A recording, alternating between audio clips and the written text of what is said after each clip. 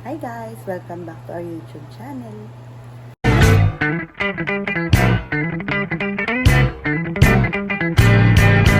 And for today's video, sasamahan natin si Mami magpakilay ulit kasi magpapakilay siya, babalik siya after 3 months. Kung baga nagpakilay na siya, after 3 months babalik to fix yung sa kilay niya.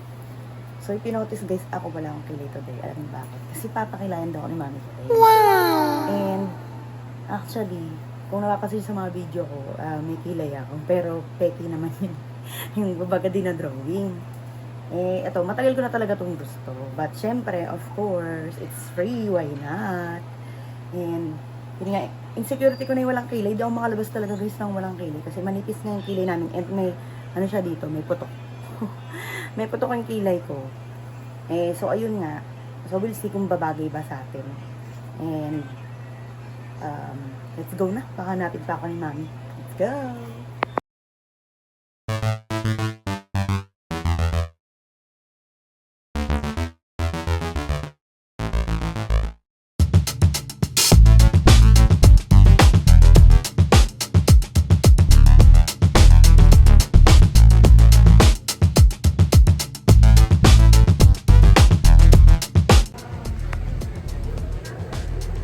Gaganda na ako nito. Yan, lalo kang gumanda niyan. Ano ba lalo o gaganda? Lalong gumanda. Eyelash ka na rin.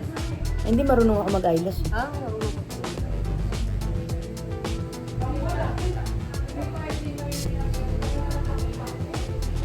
Diba nung una yung Mami ko, natatandaan mo ba na may nervous nung una? Yun nga, yung sabi niya, nabahan daw siya.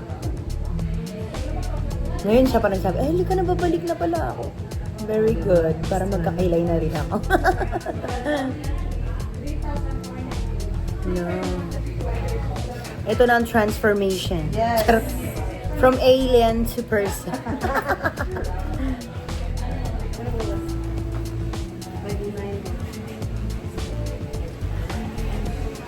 Nandiyan na tayo.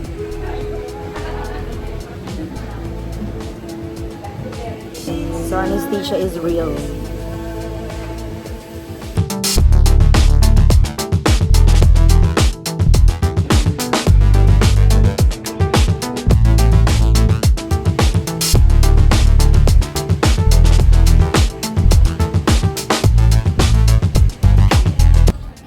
So guys, tapos na itong parang biniblade-blade kanina. Ngayon ay another anesthesia daw for shading. Diba? I'm so pretty. Oh my God, I'm so beautiful after. Ayan, ang ganda ko na. So ito na, pumasok na alien, lumabas na maganda. Thank you, so beautiful. Thank you, Mom. Thank you, Mom, for the kilays. So, hello guys. Nakauwi na kami. And ito nga, tapos na ang aking kilay serye. At hindi naman siya masyadong masakit. I mean, for me, hindi siya ganun kasakit. Kung i-ano mo siya, like yung pain tolerance, depende kasi sa tao yan. Kung ang pain tolerance mo is mababa, masakit siya. Kasi medyo nawawala rin yung anesthesia na nilalagay. Parang after ilang ganun, parang, hindi kasi pwedeng mag-video. So, pahapyaw lang yung mga video ko nung tumatalikodyung gumagawa.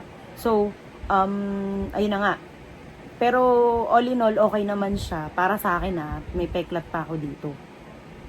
And, kasama dun sa pag-aano nito, may kasamang kit. Parang aftercare. Ito daw. Parang, ito yatang cream is every 2 hours. Tapos yung parang basta ito, every ano naman yan, before and after maligo. Parang gano'n na. Kasi pero may instruction, di ko pa siya masyadong binabasa. So, ayun nga. So, tignan natin kung ano mangyayari sa mga kilay ko sa mga susunod na vlog. And yun nga, thank you so much kay Mami na aking sponsor sa aking kilay for today's video. Yung kanya, okay na yun. Second session na yung kanya. So, done na. Yung akin, ang next nito is for mga November 4 siguro. Kasi kung 1, wala naman, or 2, November 2, for sure close sila. So, mga 3 or 4 na ako babalik to. So, yun lang guys. Thank you so much for watching my videos. Have a good day. Bye!